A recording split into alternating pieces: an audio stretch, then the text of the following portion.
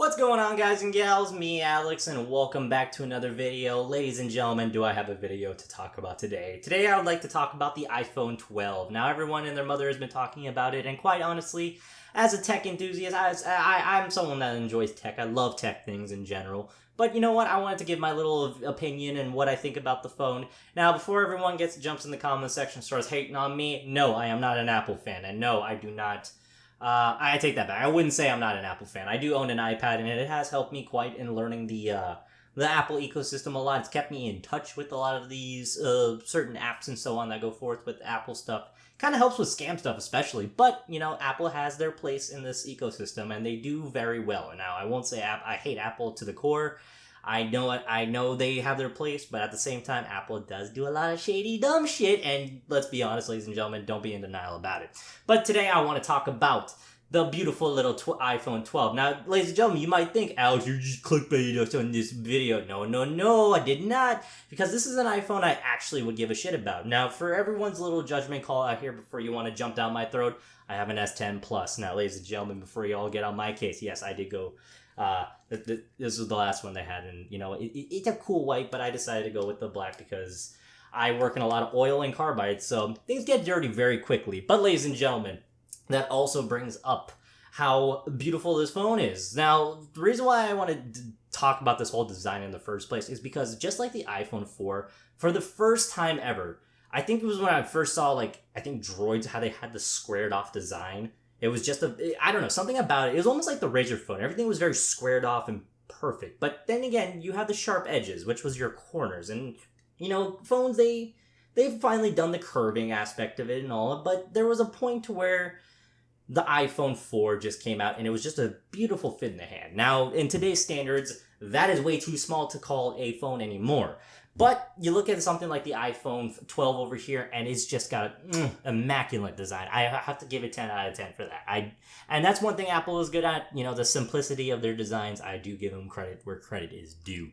Now, we have less bezels and more screen. I feel like everybody's been kind of pushing that whole concept. You know, I never really give a shit about the chin bump, nor do I kind of care about the whole hole punch in the corner here. It's just a weird thing, I guess. It's just, I don't know.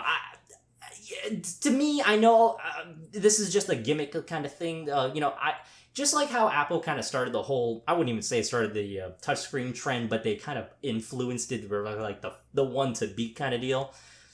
Everyone kind of followed the chin thing with the whole camera in the front. You know, ladies and gentlemen, there's going to be a point, you know, you could just do a freaking fingerprint scan. Just like my phone, I can do it in the physical screen. Why can't you do that and put the camera in the back? You know you can do it, but yet people... It's just a trend. The way I see it, this is just something to milk all the... milk as much as you can. Because they probably already have the technology as is already preset, but... You know, again, you know, we'll call it small bezels, right? We're expanding the screen. We'll give it that. Sure, why not? That's probably something that's kind of more of a gimmick than anything. Although, I will admit... Even if it does have smaller bezels, I'm pretty sure this phone's, what, an inch, like, higher or in height, I think? I don't know. We'll go down into seeing this. Now, we have the two different... Ooh, my almost... Ladies and gentlemen, I just realized my desks are rubbing. But, okay, so now we go down back to the iPhone 12 Max, which is the Super Retina XDR display. Now, I'm no... genius when it comes to displays, but I do know Apple does have a beautiful display when it comes to these sort of things. Probably wouldn't, you know, 6.7, man, that's pretty wide. I forget how big my phone is. I think this is actually about, if not the same, if just a little bit taller in size comparison. But, you know, if you're going to compare phones, I mean...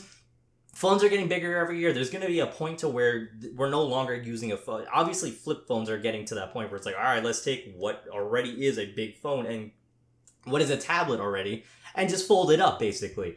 But, you know, we all have to, again, we got to milk the system as much as we can. But, you know, if Apple came out with a flip phone, that would be something revolutionary. I would definitely have to see how the technology was designed. Who knows? Maybe Apple might jump ship and say, no, screw it. We're going to do a double...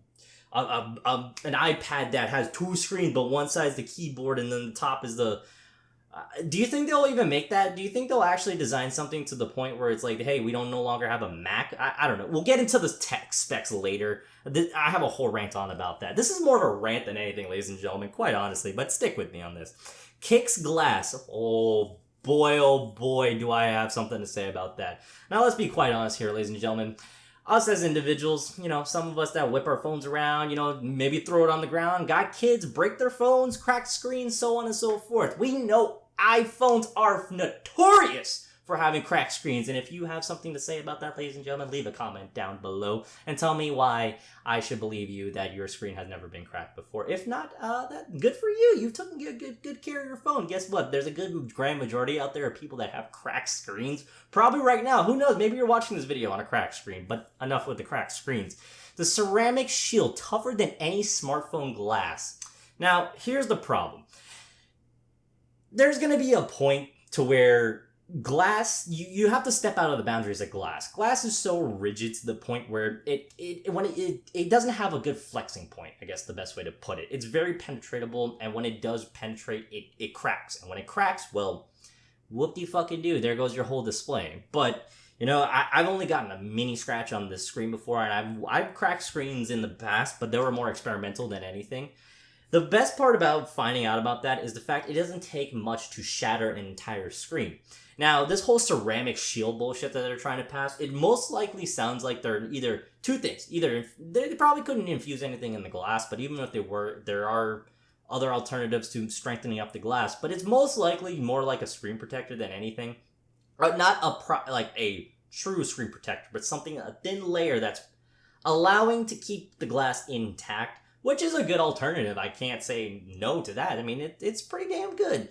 Although, what I do want to see is them get rid of, like I was bitching about before. How about we get a whole display for our phones without any hole punches or chins and whatnot?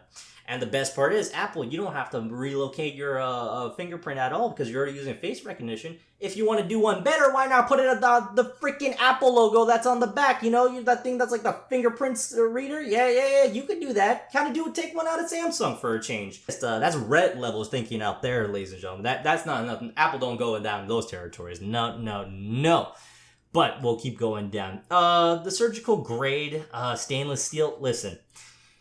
Let's scroll down here for one quick second. Let's go back up here. $1,000? You bet your ass this thing better be made out of goddamn stainless steel. It better be made out of the purest stainless steel. I swear to God, ladies and gentlemen, this is dumb shit that they try to pass off. Look, congratulations, it won't rust, ladies and gentlemen. You have a phone that will not rust, and I couldn't be more prouder than you. You know why they're using stainless steel? Because it's light. And you know why? It's probably a little bit more damn rigid than most metals you can get your hands on. If you want with aluminum, didn't they do aluminum and they were just bending? That was like a cool feature we were finding in the phones. Let's just hope with their just specialized glass and all this stainless steel, we'll see how strong this phone really ends up being. I can't wait till Jerry rigs everything, does the bend test on that. If it holds to it, I will be damn well impressed, and I will retract my words. I'll hold it to that, ladies and gentlemen. But blows other phones out of the water. That's not true, but we'll continue. Industry-leading IP68 water resistance. Just a fancy-ass seal that they've been adding to it. Congratulations. All phones are going to be following that line anyways, Apple. So good for you if you think you're the leading for the next 24 hours, I guess. Why not? They come in cool, different finishes. If I had to go pick up this phone, okay, ladies and gentlemen, my ass is picking up that blue one. Or I might go for that matte, or the one at the bottom, the really dark one. That one looks kind of crispy, to be quite honest with you. And quite honestly, these two would probably be my last two to go. I'd probably go silver and then gold, but like I said, it's a stylish design. I do like where they are adding these it's graphite. That's what it is, graphite, and then Pacific blue. I do like where they're adding the antennas now. It does look a lot more clean, I guess you could say. I don't know. I never really looked at where most iPhones usually, for ours, it's like they're two down here. But that's interesting. Very clean. I will give Apple that. It's Nothing to go home, like, write home about, you know, they gotta place it somewhere at the end of the day. Super fast wireless Hello 5G. Ladies and gentlemen, until the US starts pushing 5G more and where people stop fucking thinking about that it's killing people and it's poisoning the waters and turning the frogs gay, ladies and gentlemen, 5G is right now too much of a meme to take seriously at the current moment. Will it come true? Absolutely. And what 5G really ends up being, you know, Linus did a video on that. It basically just saying, hey, you know how you can't get service through a concrete wall? Well, guess what? Now you can because it penetrates through. Guess what? It doesn't kill birds or anything, ladies and gentlemen. So every time you go read a little hoax and then you spread it, you spread the dumbass just a little bit out there. So just do your research beforehand. But nonetheless, you know, iPhone makes the most out of 5G. When it comes, it comes. Apple, thanks for doing what every other phone manufacturer is doing currently, but cool. That's nice. You know, some people are going to get mad at me, and, you know, like I said, I don't care, ladies and gentlemen. Oh, now we come down to the A14 Bionic chip, ladies and gentlemen. This is where I start actually praising Apple, to be quite honest with you. I have a buddy that's a big Apple fan, and at the end of the day, I will have my disagreements here and there, but something I do truly want to see in this entire outcome with this phone, I do want to see Apple actually push this whole new ARM processor that they got going. They're more in-house stuff, because let's be honest, Apple can't create a damn device. Obviously, they've had MacBooks. Obviously, they make iPads. Stuff that are, you know, that they've been developing for such a long time. And it also kind of helps out the situation where now Intel no longer is the top dog because, you know, AMD's already punched them in the balls and Apple's basically like, oh, get off us now. We're done. We're kind of on our own at this point, so we don't have to focus on following you anymore and going by what you give us. So it's kind of nice. Apple gets to work around their own stuff nowadays, and which is good. At least this kind of puts a little bit more pressure on Intel, and, you know, it'll have an effect in the entire market, which is awesome. Now, do I think this is going to be the revolutionary CPU? I really hope it does. I really hope Apple creates something so goddamn strong that even the Snapdragons have to be like, shit, we got to upgrade too. Or even if Apple can develop these on a more bigger basis, damn, that'll start bringing phones onto a whole new level. And obviously, it drives a whole new kind of it'll affect the market big time, ladies and gentlemen, which is awesome, especially what's going to be on the phone market. All right, ladies and gentlemen, and nearing the end of today's video, this is one interesting thing. I'm curious to see what this is all, the MagSafe accessories. So this is a snap-on magnet that they have built into the phone. It's just kind of cool. I have to say, you know, you could snap your little attachment like your wallets and cases, and it's good for your charging. But you know what really bothers me, ladies and gentlemen, is when you scroll all the way down and you have to look inside the box, and then you come to realize that, hey, this thing doesn't actually give you a good little charger now, does it? It doesn't even give you the wireless charger, which would have been really, you know, cool to see from a fucking manufacturer that, you know, that doesn't give you a charger in the first place. Ladies and gentlemen, this phone, what bothers me about this phone is they make you pay for the fucking charger, and they damn well know it, because what is it? It's an extra $40 to get this damn charger. That's what really bothers me, because you know damn well a charger is most needed on all devices, obviously. It's going to come with some crappy-ass dongle that's not even Type-C yet, because, you know, Apple's got to milk that off to the fucking end of time until everyone's just saying, hey, you gotta switch over. I think in Germany they were having a lawsuit with Apple about changing over to Type-C. All phone manufacturers switch over to Type-C. Otherwise, get out kind of deal. You know, I never actually followed up on that. And nonetheless, I actually do want to see them just put the right damn charger, damn Apple. God, you guys will milk anything till the end of time, wouldn't you? But ladies and gentlemen, that's probably going to be it. I have nothing more to say about this iPhone. Do I want to see it in real life? Sure. Am I going to go out and buy it? Absolutely not. But if I actually had an opportunity to go out and buy a phone tomorrow, it definitely would not be the iPhone. But if I had to go buy an iPhone, absolutely. This would be a killer of a deal. And to be quite honest with you, within that price range, that the $799 or $699, you know, it's not bad for the Mini. I don't know. Phones are in that weird stage where they're trying to promote themselves to being this overly priced object, when in reality we're kind of capping out to the point where, and this kind of caps back to what I was talking about on my computer, You go to the Max, for instance. You're spending a little over $1,000 for the phone itself, right? Ladies and gentlemen, I have a computer here sitting next to me. I call Timmy.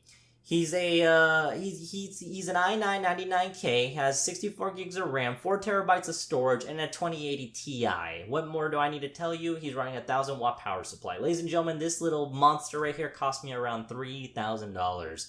Why the fuck does a phone half the goddamn size cost the same amount, almost the same amount, as my goddamn graphics card? You see, ladies and gentlemen, that's the point I'm trying to make.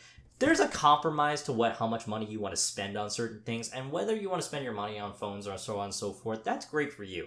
That's fine. Listen, I love phones, and I'll upgrade phones here and there, but the thing is, there's got to be a point where phones are just that luxury of spending $1,000 on an item that's going to be outdated within 6 months is kind of weird and kind of mind-boggling. But that's just how the ecosystem of technology really works. Things are always growing and things are always changing. The problem is putting up for these kind of prices really don't make a lot of sense. But ladies and gentlemen, that's all I'm gonna leave off for you guys tonight. If you like what you saw, please like, comment, and subscribe. And if you want to give me a little bit of hate down in the comment section, I recommend you don't, because YouTube might filter it out. But nonetheless, if you agree or disagree with me, leave a positive comment down below. I'll see you all the next one. Take care and have a wonderful day.